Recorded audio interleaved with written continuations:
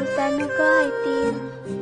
Bây giờ nhớ học có lúc xia, tôi chỉ muốn cô lại nó. Yeah, bây giờ hai tiền, cô chỉ nghĩ tôi như chỉ có cô. Họ cháy tiền, cô tôi chỉ tạt luôn. Cô trở lại đa cũng một học luôn. Học mơ, một học đi. Cô như chỉ luôn, bây giờ năm.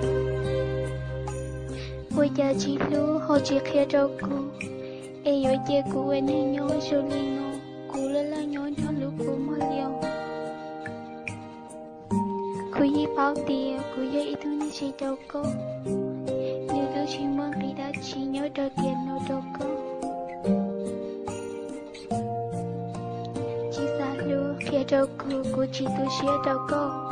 Cô yi bao tiền, cô có một thêm. Cho hai tiền mấy nữa. Cô mua lại gì, cô ý xía. Muốn thiệt tôi đi cô có lưu tiếc con trai đầm.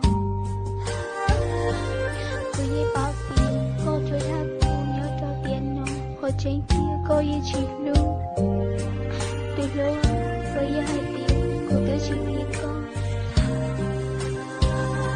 Cô yi hai tiền, cô tự chỉ biết con. Ê cô tự chỉ xa luôn. Tự chỉ cô chỉ tôi xía cho cô. Tôi biết có yêu ở tao lên nó cho cô chỉ tôi xía.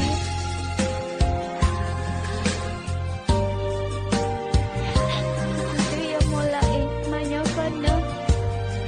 Và có câu mà muốn thiệt tôi nên con luôn. Con thiệt mới thật tôi.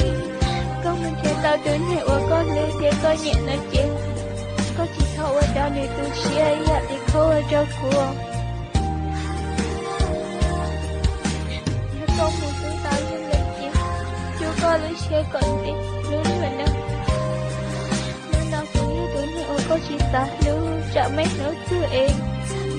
Lúc có chỉ ta lúc con thì có chỉ ta lúc của.